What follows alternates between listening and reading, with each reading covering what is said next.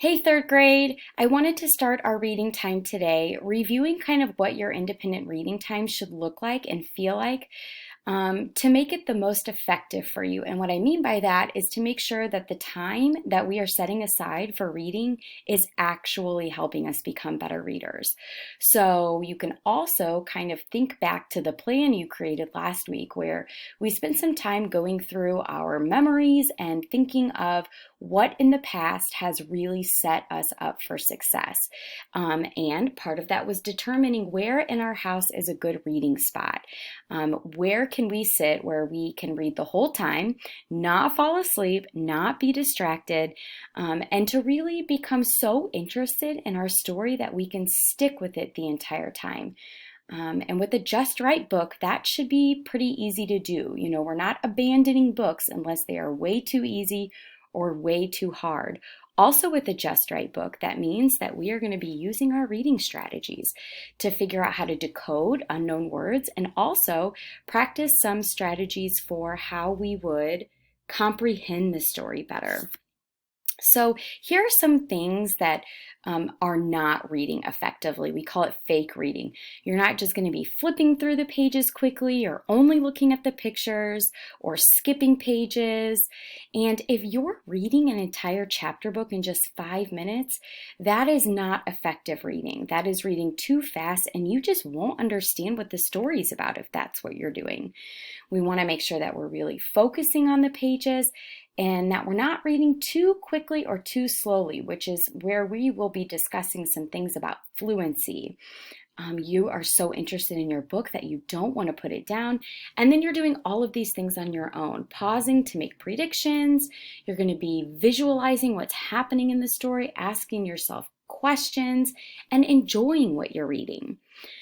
So now that we've kind of refreshed our brains on what our independent reading time looks like, I wanted to share with you something that researchers, totally super smart scientists have discovered, and that's that whenever anyone, any human is trying to get good at something, they set goals, but then they collect data to see if their goals are, if they're getting closer to their goals or if they need to change something.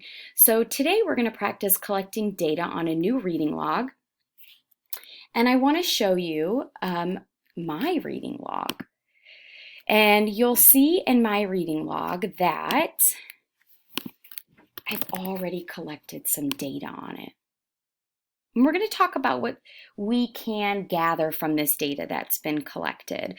So you'll see here that I have the dates that I've been reading, the titles of the story that I've been reading, what genre they fit in, what page did I start on and end on, and then I had to do a little bit of math to figure out how many pages that was altogether, and then how long it took me to read those pages.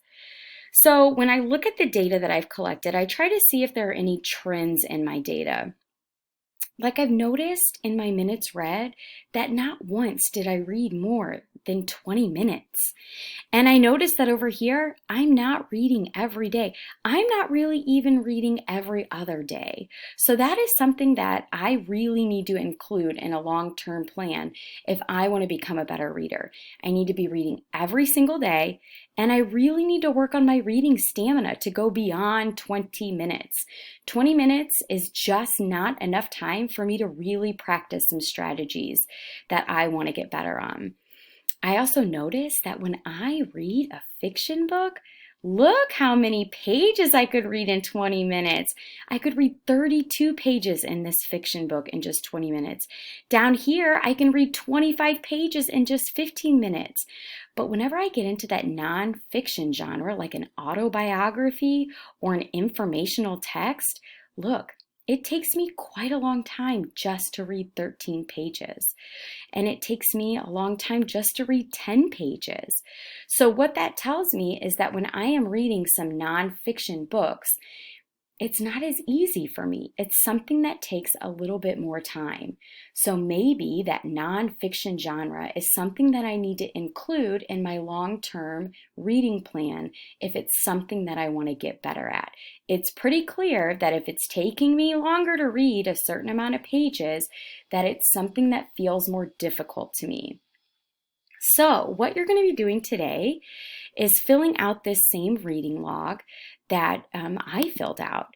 You're going to be including the date and the title of your book and the genre and the start page. Now, you'll notice down here, I've got some genre keys for you to use, and I didn't need to type out these entire words to figure out what book I read.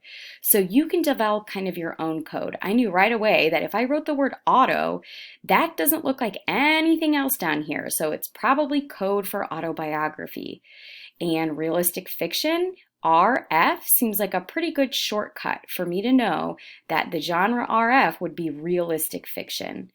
Now, a few tips. You're going to need to make sure that you fill out the yellow highlighted section before you read. You won't always remember what page you started on, so we want to get that taken care of before we read.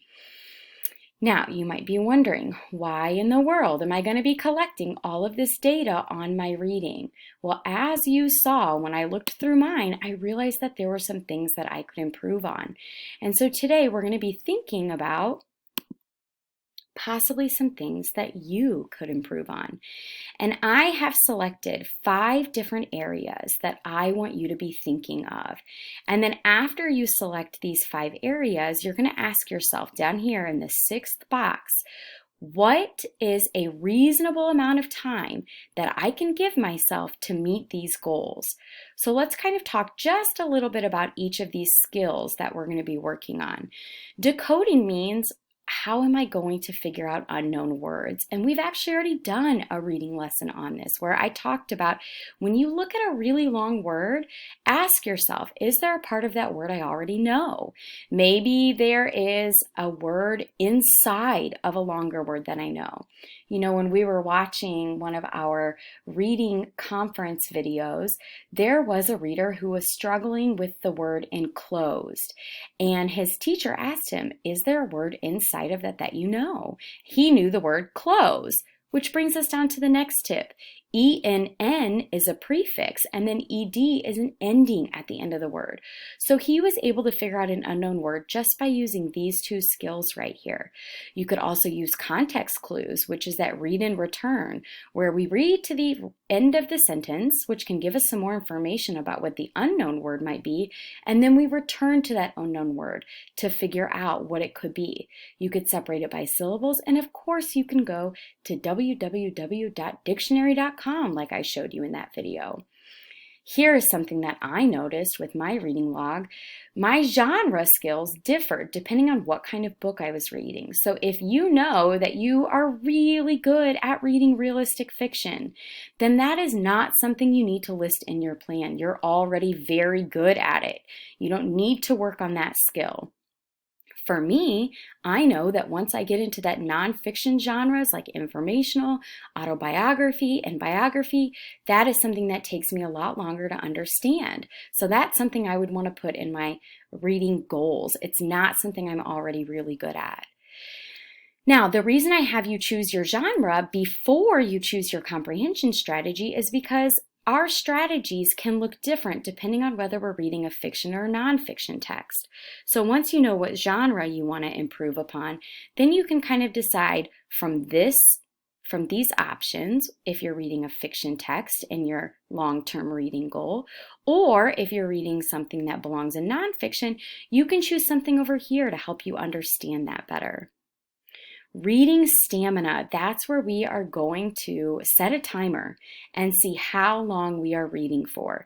Now you want to make sure you're thinking of a reasonable amount. For example, I haven't gone above 20 minutes in my independent reading time yet. So it's probably not reasonable to say that I am going to read for 2 hours straight. Think of a reasonable amount of time. We also have to be reasonable when we think about our fluency. If I'm only reading for 20 minutes, there's no way I should be able to complete 50 page numbers. That's too many pages, and that's going to affect my understanding of the text. So you want to be thinking about what is a reasonable amount of page numbers I can complete once I've chosen my time. Then, when we get done listing all of the items on this side of our long-term reading goal, we're going to ask ourselves, what is a reasonable amount of time from today that I will be able to check back in with my teacher and see if I was able to improve on all of these skills listed above. So, what you're going to be doing today is thinking about what you want to get better at. What are some genres that you avoid because they're difficult for you? What kinds of skills would help you sound out? What kinds of skills would help you figure out a word that was difficult for you? Based on your genre, what kind of comprehension strategy can help you understand that genre that you sometimes don't choose because it's too hard to understand? Then, how much time can you read for and stay focused? How many pages will that be in that focus time?